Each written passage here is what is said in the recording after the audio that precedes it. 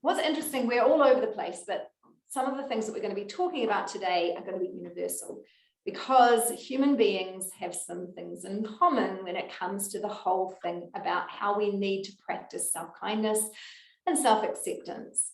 So I'm joined by the incredible Jess Quinn. I'm going to leave Jess to tell you her story, because we were just discussing how it's funny sometimes to read someone's bio. No one knows Jess better than Jess herself. So Jess, thank you so much for being with us. We're going to kick it off just by saying welcome, and tell us a little bit about yourself, Jess. Awesome. Thanks, Fiona, and nice to virtually meet everybody from all over. That's really exciting. So a little bit about me. I try to start my story right at the beginning, which sounds very it's been a long 21 years of part of my journey. I'm not 21, I'm actually about to turn 30, but the bulk of what I've gone through in my life has been in these 21 years. And for the first part of my life, for the first 8 years, I had a reasonably normal childhood. I grew up with an amazing family, and I was a really active kid. I was lucky to be born in a period before social media, so a lot of my childhood was outdoors, and I have 2 amazing sisters, and yeah, I have really great memories from that time. And then I was 8 and I went outside to play with my sister, and I decided to stand on a soccer ball, as you do. I just thought it would be a cool trick to show off to my sister. And I ended up falling to the ground, and I actually broke my femur bone, which is the strongest bone in the body. It's the bone that runs from, excuse me, the knee to the hip. And I broke mine just from standing on a soccer ball, and went through about 4 months of a lot of pain and just trying to heal the break, basically. And it wasn't until I started walking again that they started to think that something wasn't quite right. I was, in a lot of pain. I couldn't get back to school. I was still on crutches, and my rehabilitation process just wasn't going as it should. So the doctors did a whole lot of tests and found out that I had an osteosarcoma, which is a form of bone cancer. That's what had basically weakened my bone, causing it to break. So most people can go ahead and stand on a soccer ball and should be okay. But for me, that wasn't the case. So my life got tipped upside down really, really quickly. I was, as I said, only 8 years old when my life became hospitals and surgeons and a language that I just didn't understand. And I was rushed really quickly into chemotherapy, which I went through for, I think, about 9 months, 9 months to a year. There was a bit of off and on there. And it was in October of 2001 that they decided to amputate my leg as a way to save my life, because things weren't going so good. So I went from being this really active, young, healthy person to being to having my life kind of tipped upside down, basically, and having to relearn how to walk again, how to use my body, and in the coming years having to learn how to, I guess, navigate a world that I existed in where I didn't see myself anywhere. I didn't see myself represented. I looked different from my friends. And for the first part of my journey, that was okay, because I'd spent so long in this hospital world, in a world that exists around us that you kind of don't know you're in, and you don't know about it until you're in it. It's like this bubble, similar to what we've all been through in the last couple of years. And then to come out of that, I was just so grateful. All I wanted was to get back to birthday parties and sports and all of these kind of things.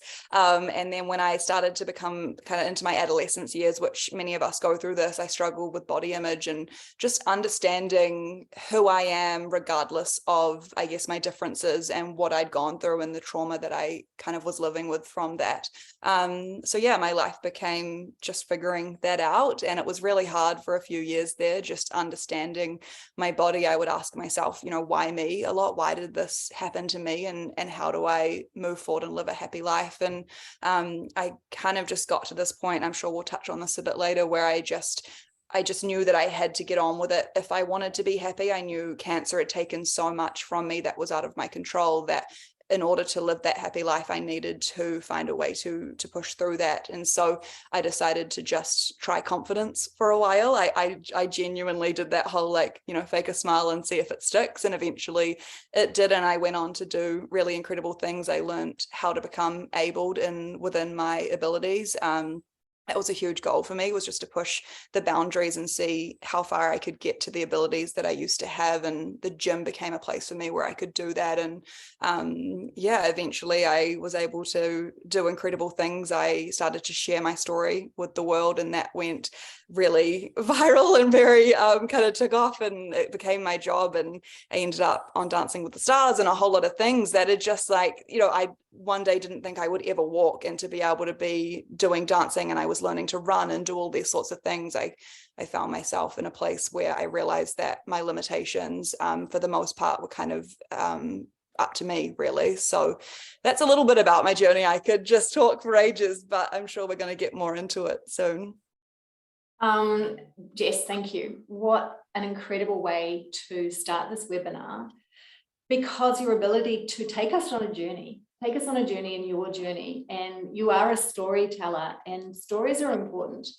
We discussed this before. Hearing someone's journey is reassuring to all of us, because although your journey is different for many of us, we will hear some of those resonant themes. And some of the things you talked about was learning how to navigate through your adolescence with this idea of difference, and a very obvious difference.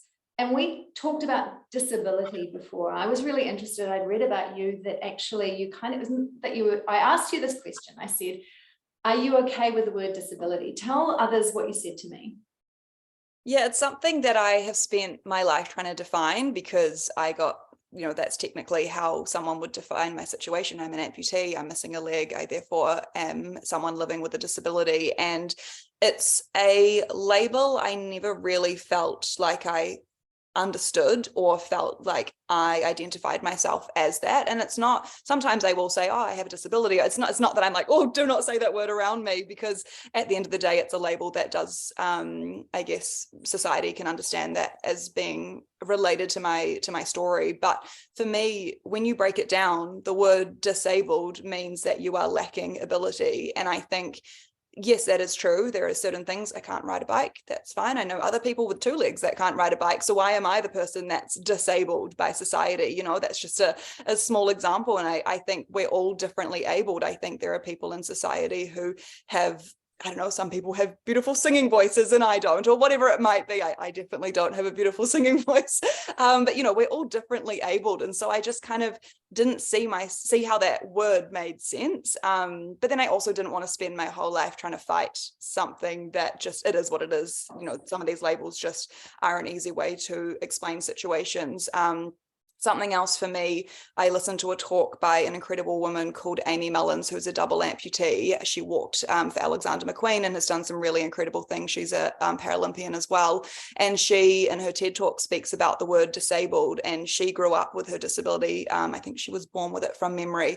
And she looks at the dictionary definition of the word disabled, or the thesaurus definition, and the words that relate to disabled in that broken and all of the, all of these kind of words, that it's just she grew up seeing that, and she's like, wait, is that me? That's not how I feel. And I can definitely relate to that, because I don't relate to any of those words that relate to the word disability. And I think it's up to us to define who we are. I don't want the situation that I found myself in to define my life. And I think we can all apply that to our own lives. We all get put in these little boxes that society creates. And yes, they might just be a word that helps people figure out where you sit, but those words also come with a whole lot of stereotypes behind them. And I think something with the word disability, a lot of people, the media have portrayed people with disabilities in a really negative way for years and years and years. You see a movie and there's a person who's an amputee or in a wheelchair, and their story is always the sad, kind of thing, or they're not, the main character that's being highlighted. And young people growing up with disabilities are seeing that and being like, okay, so subconsciously even that's me then. I don't have any other opportunities for my life. And so I think I wanted to just try change that narrative a little bit, so young people can grow up and realize they can choose their own narrative and see someone else being represented that isn't in that kind of light. Because from all the people I know living with disabilities, that's not who they are. They're living beyond what they've gone through. I completely agree. And I think what happens with labels, human beings love cognitive shortcuts. So we use labels to be able to go, let's put you in that box, and we're slightly uncomfortable. So we'll give that label, and it means so many things. And in terms of mental health and physical health, often labels can be empowering for people. Sometimes it's, okay, I've been diagnosed with something, or I've been given this wider thing that I can then represent myself in the world using that word, and people will have some level of understanding. But the problem is that for many people, it's not empowering. It actually can be difficult because it's limiting, because of preconceptions. So I was very interested in the way that you have framed that, because if you go to the thesaurus and you see disability is broken, it's very hard as a young person who's been told they're disabled to then go, okay, so how does the world see me? Because we don't know how people view us. We get information. As young people growing up, we're looking out to try and figure out our story and where we fit. So those things actually matter.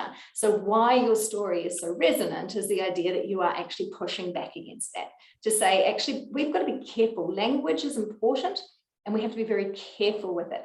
And I think that for many of us, that tendency to have cognitive shortcuts, we have to think about why we do that. We talk about people being elderly, and then that conjures an image. You know, I know that my mother-in-law right now does not want to be called elderly, and she is 80 years old, and I'm like, I think you might be, but okay, because it's not helpful to her.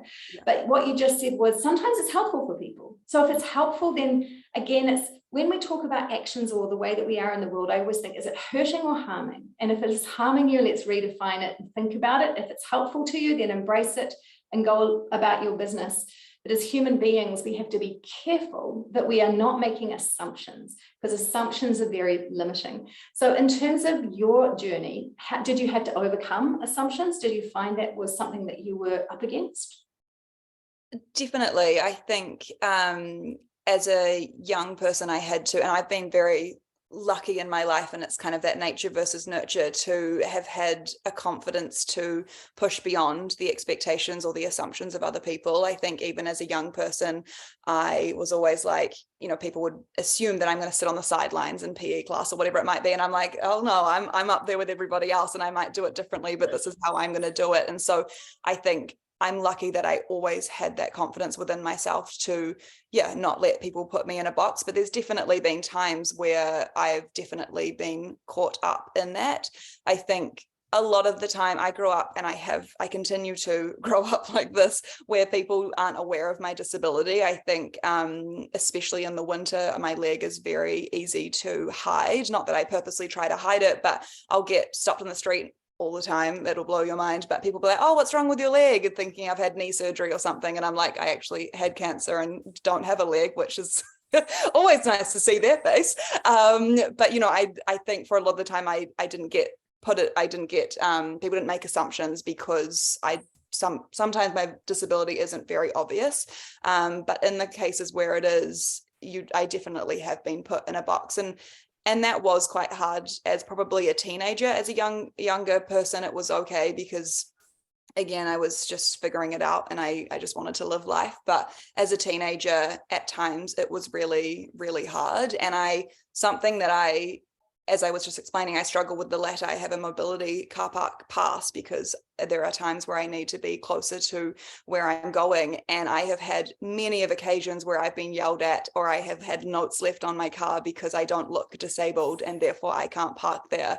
And the reason that hurts me so much is not because of my situation. It's because my response is, what does disabled actually look like? I didn't realize that I had to look a certain way to be disabled. And that's where the narrative of disability comes in. That makes me really upset, because that shows that society still have this picture in their mind of what someone with a disability should look and act like, when I know there's a vast spectrum of people who need mobility passes for certain reasons, and there is no way that you look disabled. You just are existing, and you need a pass for some reason, and that's something that I really struggle with. So the assumptions have been different, because for me they're almost the reverse, where people don't expect it, but therefore it just still shows that stigma is really there. There's a couple of things in action like that. It's such a deliberate thing. I have had that too, because in my world, I deal with people who've been very ill, and it might be disabled by cancer at the time, and dealing with people's incredible anger around that mobility parking thing. It's really interesting to me because it's such an outrage. People are so outraged without context. Assumptions are so dangerous because, as you say, most disability or difference is not obvious. It is not. So walking through the world making assumptions about people is dangerous for them, but it's also dangerous for you. How do you want to be in the world? If you take a step back and say, I don't have enough context to have a reaction right now, I need to be able to understand without context. You just need to go, I don't even need to say anything right now. Ask a question maybe. If you're going to say, oh, I mean, I don't even know that you would even ask that question, but to actually make a judgment that this is something that you're doing to kind of slip past somebody is such a bizarre way to be in the world. So I think for all of us, it's just a reminder of, again, even when you have a disability, and I'm not that fond of that word, but I think it's a thing, that it can be hidden, that it is not necessarily there. So there are a couple of things that can go on, and I thought that was interesting is because it's hidden, you have some assumptions that are made or people haven't seen it. And then there's the other side of it, that people do know it. I mean, that you've had to navigate through the idea that people are going to make judgments about you, that's about them, right? It's not about you. And you also had an added layer, I think, of coming through a life or death situation very young. So in terms of having faced death, I know that that can, for many people in that situation, particularly if they've come through life young, it happened young, is that it gives them an imperative of the way that they live. Life feels like for living. Is that something that you have seen, or that's something that you identify with? Definitely. I think I grew up with a fearlessness that probably scared my mother to death, because I did just want to get on with life. And I also, that's one part. The other part is, I think, the perspective that what I went through gave me at a really young age, and the way that I felt that I saw humans as humans, knowing that, you know, I learned at 8 how hard life is almost before I learned how great life can be. And I think that gave me a really beautiful perspective that I try hold on to, because I think that's something that I'm really grateful to have. The stuff that I saw on the hospital wards and also experienced myself is something that no 8-year-old should ever have to experience. And so that definitely does shift the way that you see the world. And I think, and I don't want to speak about this too long because I think we're all trying to get over what we've gone through in the past couple of years, but I think that's another example of how we all went through something that kind of humanized each other because we were going through a collective experience. And I think that's something that I went through as a kid, although the bubble was smaller, by being the hospital that I was in or the ward that I was on. We were all in this collective experience where, you know, you do forget for a minute that the world around you hasn't stopped. But yeah, it definitely gave me a sense of you only have one life, and I wanted to make the most of that.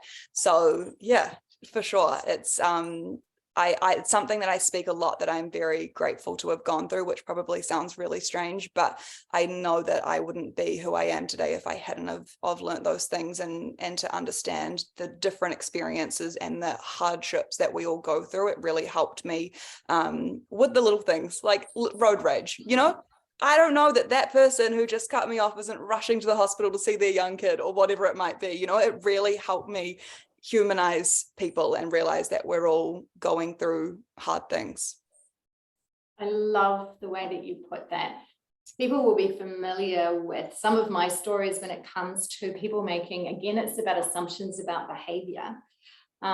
Many years ago now, I was walking up Mount Eden with a then 16-year-old whose brother was about to die from cancer, and he did unfortunately die.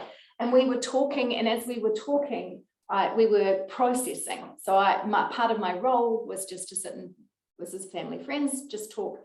Someone was holding a gate open for us in the way in the distance. And I saw it, but I was talking to the 16-year-old because she was processing grief, and we were really engrossed. And as we walked through the gate, the person holding the gate lost his mind, because I didn't know, it's not that I didn't notice, I did notice that he was there, but I was so engrossed in what I was saying. It looked like I was just an entitled human being.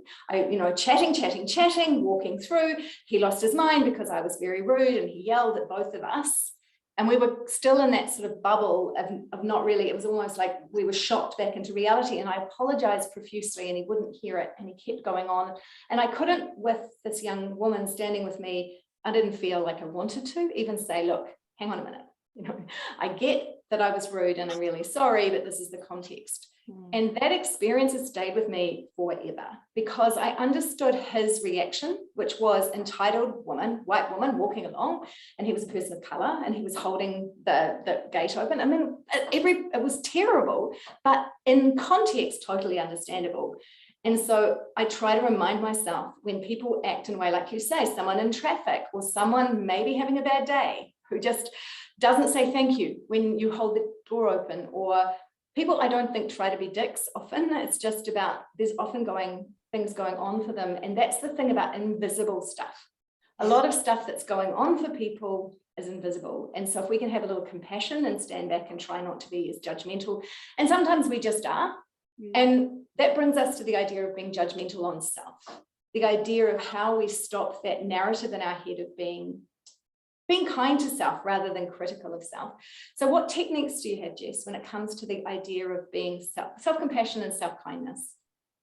Yeah, it's something that I have learned and had to relearn a lot throughout my life. I think I'm becoming further and further away from the event in my life that drastically changed my life, and so I lose some of the tools that I learned back then, and I'm constantly reminding myself. But I think for me, reminding myself of what I'm capable of is something that is really important to me often. And I say that because often a lot of the judgment that I have placed on myself in the past is the way that I look and my appearance. And I know for sure a lot of people that I've spoken to at least have those issues within their bodies. And it's about how we look, how we differ, the way we see our bodies. And I think for me is to step outside of that and remind myself of my abilities and what I'm able to do. The fact that I was able to get out of bed and put both feet, albeit I can only feel one of them, but both feet on the floor and get out of bed, like that's an incredible feat. And so take it back to those small moments is a way for me to really show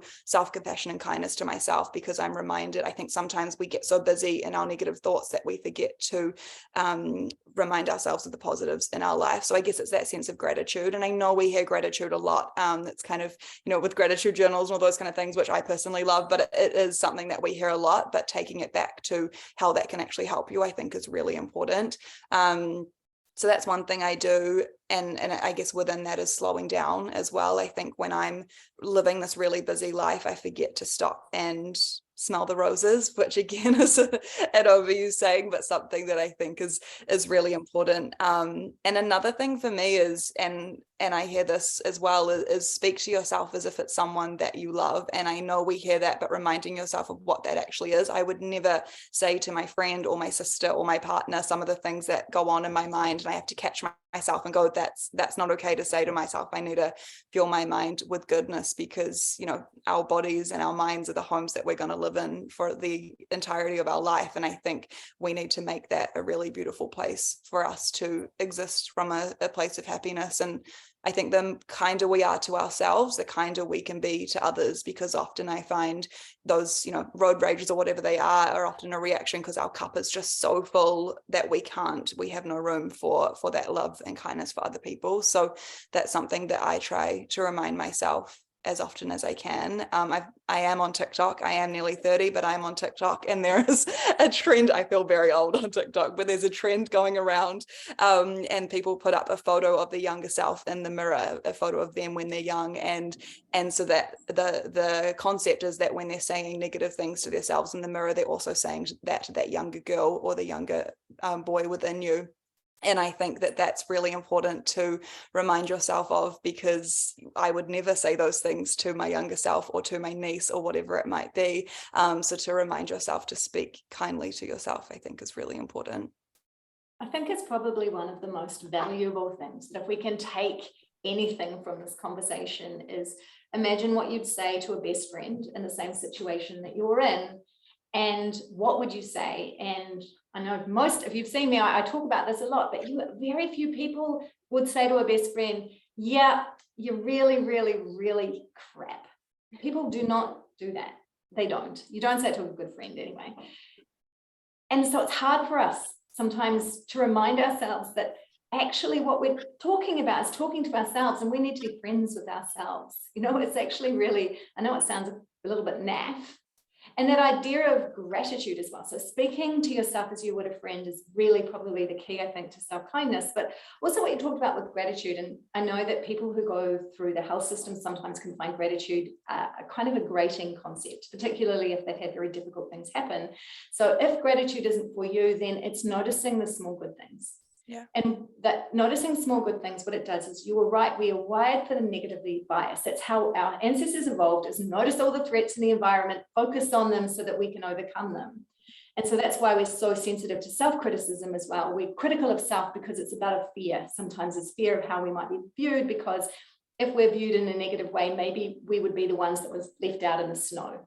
So there's actually kind of an evolutionary reason for us sometimes to be hard on ourselves, or to be critical, or to notice the negative stuff as we walk through the day. And I know what young people on social media, my younger kid is a musician, and they get incredible, wonderful feedback, and one person says something, just one person, and that's what we focus on, that 701, and that's the evolutionary brain going, yeah, but that negative person, oh my goodness, what does that mean? Maybe I'm going to be rejected. And so I think we have to overcome that negative bias, that negative wiring. So it might not be gratitude for you, and I'm really comfortable with it not, but noticing small good things, and they can be tiny. It could be, I just noticed that I had a really delicious cup of coffee, or I get into bed and the sheets are clean. Just reminding ourselves of small things, even when life is really crappy, we know starts to rewire the brain for a little bit of optimism. Remind the brain that even though everything terrible feels like everything is terrible right now, but actually good things are still happening. And it's that small shift that helps you navigate through tough times. And it doesn't have to be gratitude if it feels like I don't want to be grateful, because people confuse gratitude with I'm grateful for the situation I'm in, rather than no, it's not that. It's about something bigger. So in terms of you were saying, do you journal? Did you say you journal? I try. I dabble. So one of the other things I was going to ask you is about the whole kind of body image thing. I think that young women, you're young to me. My God, she says, I'm nearly 30. I shouldn't be on TikTok. I'm like, I'm on TikTok, not on TikTok, but I watch TikTok. Is that what you say? I once said to Jess Thornton, you're on Instagram. I called it the TikTok or something, where everyone gave me a very hard time, but I do have an account and I can watch things on TikTok. So talk to me about body image, because I know for a lot of young women and young men and gender diverse people, that whole thing about how we look, especially as you're navigating through adolescence, is a big deal. So what's the message around body image for you? Yeah, my body image journey has been really tough. And again, it's been a cycle of good and bad throughout my life, depending on where I'm at. As a teenager, I was coming to terms with what I'd gone through, and also coming to terms with my body. And I didn't wear shorts or anything shorter than my knee for the first 8 years of my new life, I like to call it, because, I was really confident in my situation and everything, and I would speak really confidently about it. But I think a part of me also just wanted to separate from it. So I found it easier to hide it away than having strangers on the street stare at me. And also I wanted to just disassociate from it myself as well, just to move on and also look like other people was also something that admittedly I really just wanted to be, because I knew that my body was different. So for a really long time I hid away, and I think for a really, really small period that helped me. And then I realized how much it was holding me back, because each day I was almost subconsciously telling myself that I should hide away and that I should live under the society's pressure of looking like everybody else. And by doing that, and by living up to those thoughts that I had, I was kind of holding myself back, I realized. And so I had to, I guess, shake off what I thought everyone thought of me, and realized that all that mattered is what I thought of me. And I knew for a fact that my situation wasn't going to change. My leg isn't growing back anytime soon. And if I wanted to live this life of confidence and happiness, then I had to be the person to make the change. And so one day I just decided to put on shorts, and it was the most liberating feeling in the world, because it was in that moment that I realized that I was the person holding myself back. It wasn't, I think in my head, I was like, they're looking and this person's looking and this person's saying this, but all that actually mattered was what I was telling myself. And so by giving myself the strength to do that was really empowering. And that's something that I speak about every summer now. And I still have so many people message me saying, by the end of summer last year, I had a woman who was 60 and had worn shorts for the first time at the beach with her children. And it was the most incredible thing. And it made me realize how many of us are holding ourselves back because of how we look. And I think until we can shake that off and show up as our true selves and show up as exactly who we are, we're always going to be not exactly our best self, I think, because we're kind of hiding away to a degree. So I think I don't have all the answers, but finding something within yourself that gives you the strength to just push past, even if it's a little bit, even if you just start with a slightly shorter pair of shorts, whatever that is, whatever that analogy is for your life,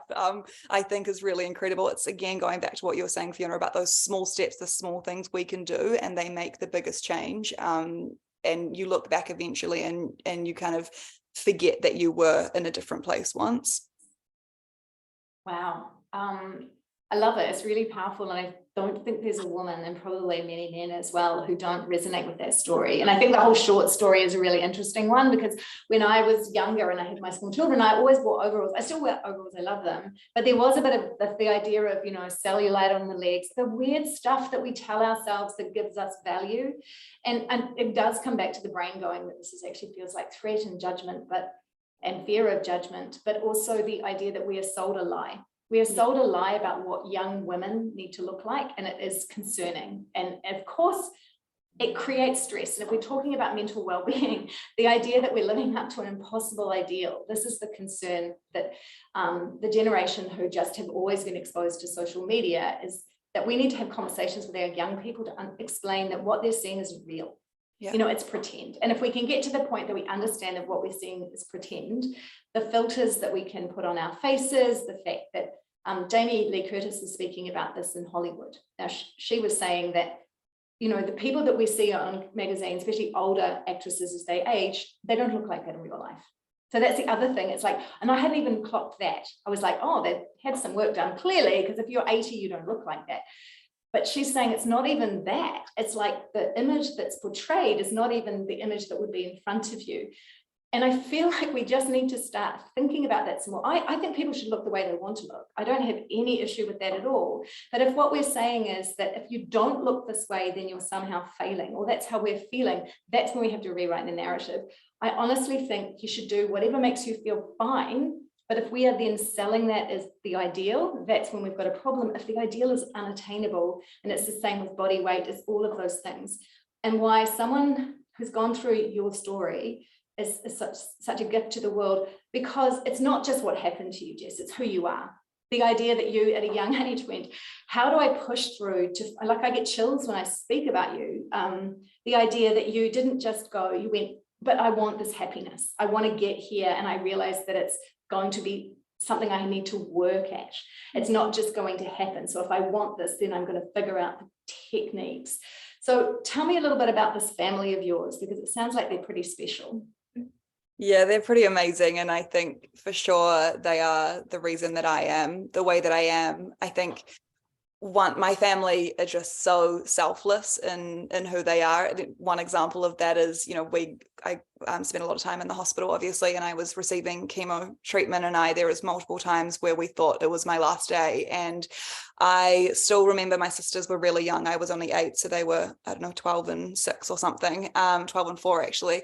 And my mum, there was some other children in the hospital that we became really friendly with, and there was a young family who were from outside of Auckland receiving care at Starship, and that was the baby brother he was just a baby, he was under 1, who was receiving cancer treatment, and there was a sister who who was 4, and this family were coming back and forth, and the sister was spending all of her childhood in the hospital. So my parents took her under their wing, and she came and stayed with us while we were going through our own journey. And I think that's just like one example of how incredible my family were.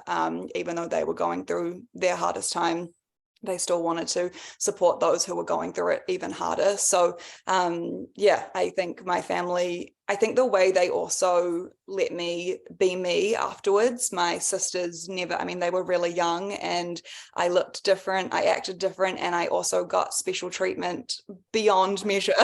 And, I always had the shotgun of the front seat, and that's something that is always a fight among young kids, whereas that's an example of how they just knew that I got the front seat and they just knew not to argue. And it was, I'm really lucky that they never treated me differently, because I think that gave me an example of what I could expect for myself. So when I did meet someone who treated me different, I knew that wasn't okay. And I think that's what gave me the strength to do what I've been able to do, and within kind of going through what I've gone through. So I'm very lucky to have them as an example.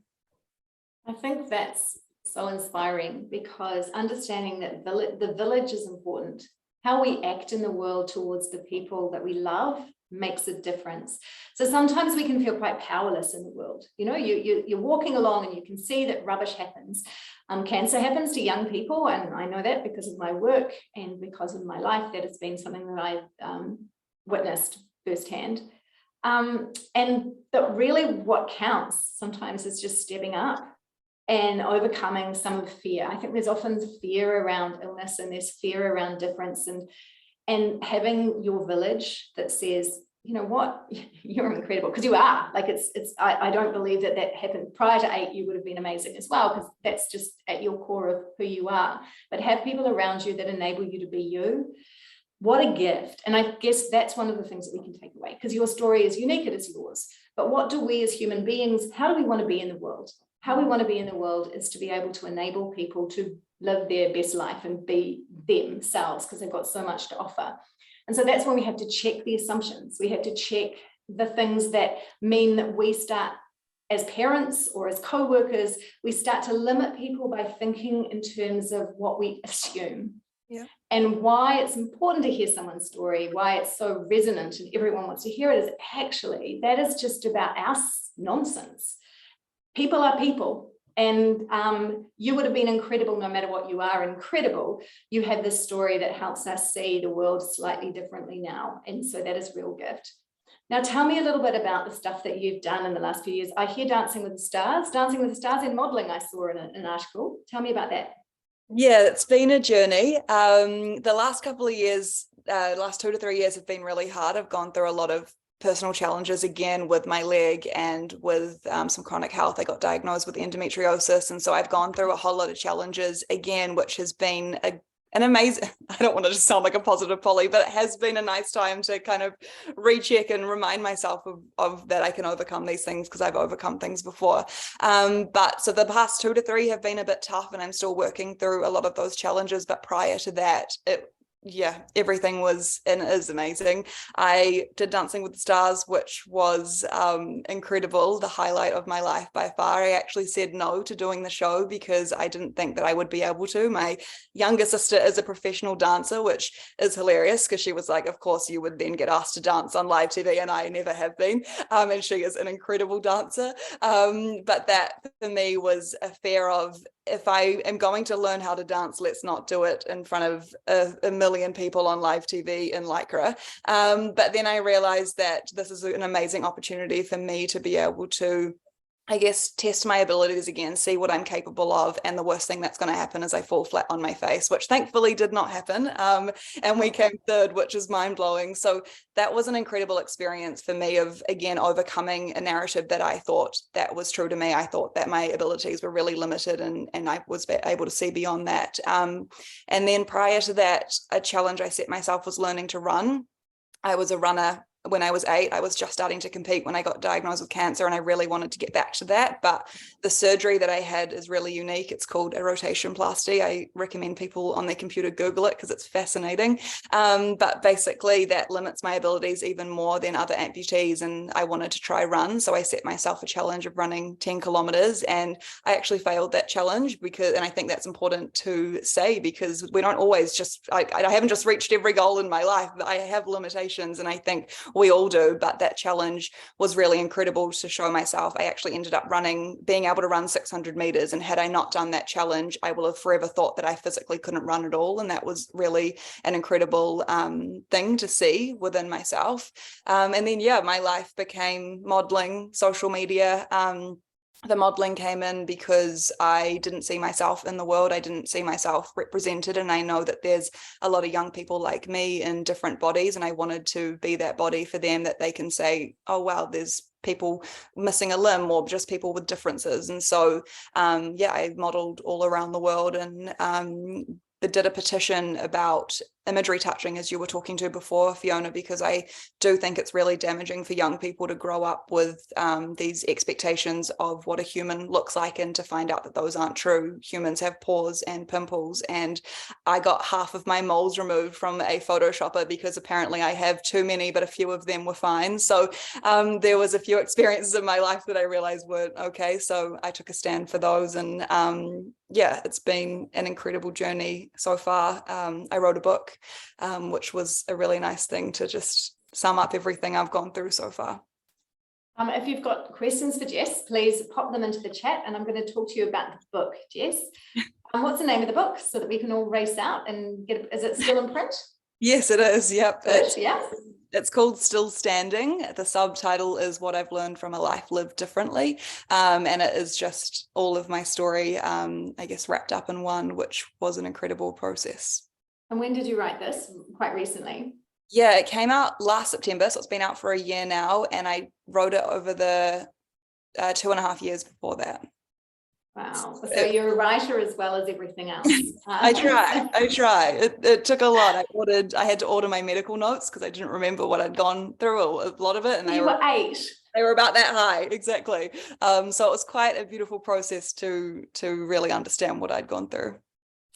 So with Groove, we ask people what they do to recharge, because you're incredibly busy. You're someone who gives a lot of yourself. You are out there advocating, and you are a face of just young incredibleness. That's what I think. You've written a book, you've done all these things. It's really important to look after yourself, which is part of self-kindness. It's about taking that time for self. So what do you do just to unwind and top up? Yeah, this is something I had to learn. I think for the first probably 4 years of doing this work, I burnt out really badly, and it affected me a lot. So I learned that I had to slow down. And that's what, it sounds really simple, but that's what I do. I shut off all devices. In the weekends, I delete my social media apps to make sure I don't go on them at all, because I realized that I needed these boundaries to remind myself, especially because it's my job, that there is a world outside of the small screen that we stare at all day. So I just go slow. I spend time with my family. I take my dog to the beach, and I just let myself be. I do a lot of mindfulness and journaling and reading because I love all of that. But sometimes I also sorry about my dog here. No. I also just sit on the couch and watch TV because I need that time. I've realized that not only is my work busy, but living with a disability and a chronic health condition takes a lot of mental stress. So I just switch off as much as I can to recharge. I'm glad. And tell me about that. Did you say that you deleted your social media apps? Do you really mean that? You don't, is that because you'd be too tempted? Yes. Why you delete? That's so funny. If I log out, I don't think we realize how much of a habit, like, when you're like, I'm not going to go on social media, and then 2 seconds later it's in your hand and you're on social media. Like, it's there's a brain addiction there, right? Which I'm sure you've heard about. Fiona. Yeah. I delete the apps over the weekends because it is also my job, and most people get to have the weekends off their jobs. So I like to delete it. I also think it's important to not live constantly in the lives of other people, because I think the comparison, even as much as you're conscious about it, is still happening behind your mind. So I want to get off social media in the weekends and remind myself of the real world just a little bit, as much as I think social media can be incredible. I think that's really smart. And I'm just, if I deleted them, Jess, I'd never get them back, because I've learned that in the past. I even deleted once by accident, the Groove app, and it just took me forever. So now I'm at that age now where I'd have to call my children and say, I've accidentally deleted an app. How do I get it back? So it's just something that I'm just willing to admit here. But I love your commitment to it. And I think you made the point that it's your job. So actually it would be too tempting. So that's a really good tip. Yeah. In terms of work over the next little while, you're going to continue doing what you're doing. So tell me a little bit about the work that you're doing right now. Right now, I'm really focused on the body image space. I did a poll on my Instagram recently, and I said, do you think that your body image affects your mental health? And I think it was 95% of people said yes. And that just reminded me, I think people think, oh, body image, we all struggle with these things, but it's actually a really important issue that is affecting our mental health. So it's something that I want to keep going deeper at. I'm getting back into public speaking over the past couple of years. I've been obviously struggling, as I mentioned, so I just took a break from that. But I'm really excited to get back because I like connecting with people in that kind of space. I'm also, since being diagnosed with endometriosis, I really am pouring a lot of my storytelling and resource into that, because it's just not spoken about enough, and so many women are suffering. So I have another project that I'm working on in that space, but I'm actually trying to do less at the moment, and I think that's important to say. I think especially in these kind of things, we often just try to be all busy, and but I just think busyness can be really detrimental sometimes. So I'm trying to find a really healthy balance within the advocacy that I'm doing. I'm very glad you made that point. Busyness is not necessarily the best thing for our well-being, and the idea of being able to pace yourself and recharge. And someone has asked about your gratitude journey, gratitude journal. Do you have a gratitude journal? Are you just how are you doing that? They're asking about your practice. I'm interested. How do you do it? I do a mix of things. Sometimes I just put on a guided meditation and I just try to be grateful for the small things, especially over the past couple of years when it felt like life is just a little bit hard. And it is the simple things like you mentioned. I drink matcha. It's my morning matcha. It's being able to pet my dog. It's the really small things, especially when the big things are hard. So I sometimes just do it within my mind. Other times I have a journal called the 5-minute journal that I'll sometimes just jot things down, or I get a plain notebook and just write what went well today, or I write little gratitudes of things with my family or whatever that might be. A little insider hot tip: if you follow me, there may be something coming out soon in this space if you're wanting help with gratitude. So I haven't spoken about that publicly yet, but I am working on something because I do want to teach people the importance of that. So yeah. Well, Amanda, who asked the question, does follow you on Instagram, so there's something special coming your way, Amanda. I'm glad to hear. What I'm really glad to hear is that idea of slowing down.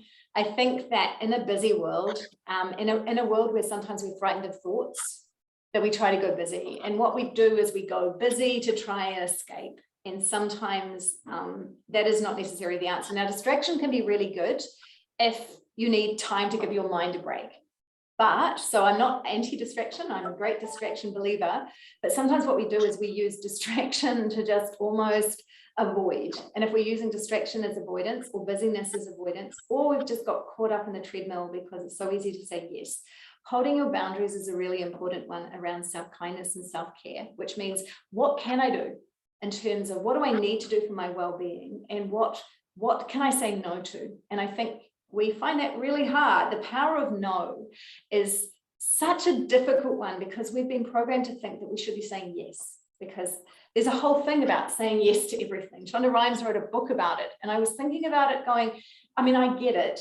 I did it with my children. I say yes to all the experiences, but they ran the risk, both of them, of just having too much. So the power of no, sometimes going, what do I need right now? And it's okay to say no to the social engagement, or particularly if you're under stress, no to having Christmas lunch. Maybe that's the thing, saying, actually, I don't have to say yes to everything. And you'll have so many opportunities just that arise. And it's really hard to go, oh, this is an important opportunity. rather than going, actually, what do I need right now? Sit with what do I need right now to be able to sustain it? Because burnout is really high right now. And burnout is because we say yes to things and we're not, well, partly it's to do with the fact we say yes and we don't nurture and stop. So are you planning a break over the summer holidays?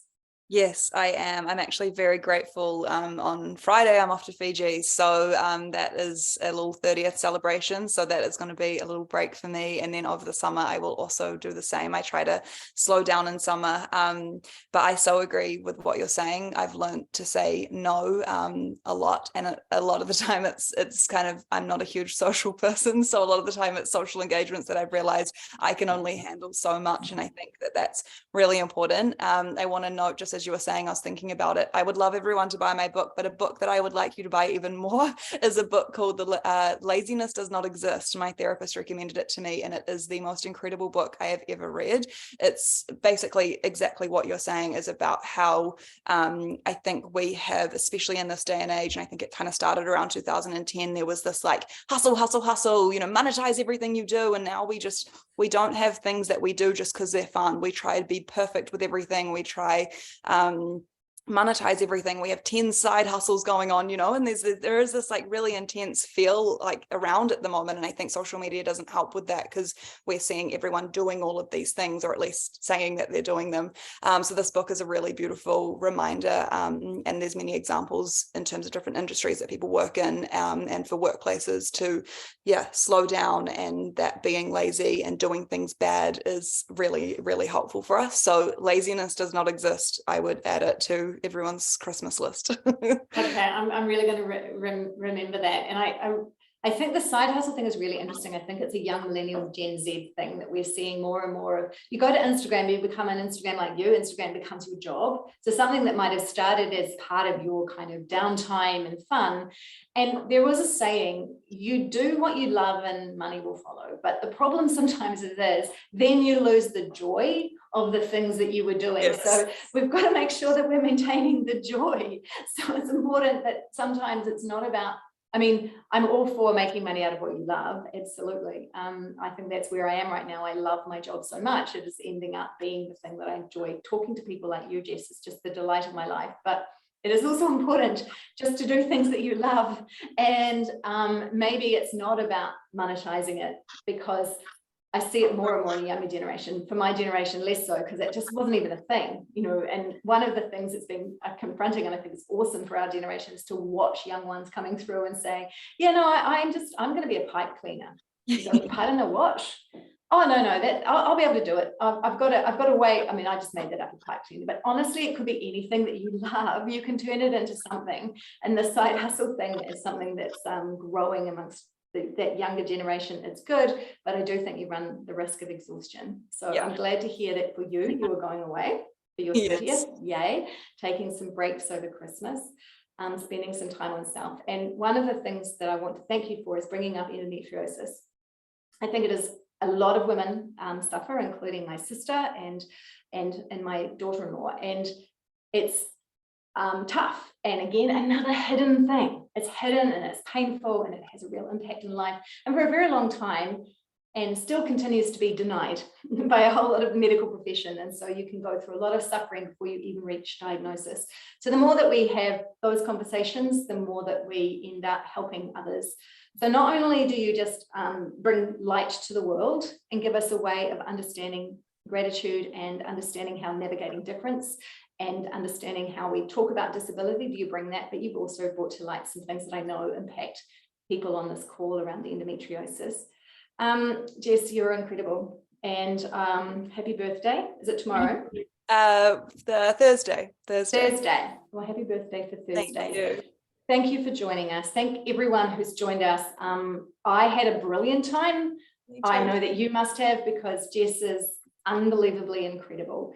So thank you so much, my lovely. Have a beautiful time in Fiji. Happy birthday. Hope to do some more work with you soon. Thank you. Bye, everyone. Thanks for joining. Thanks, Fiona. Bye.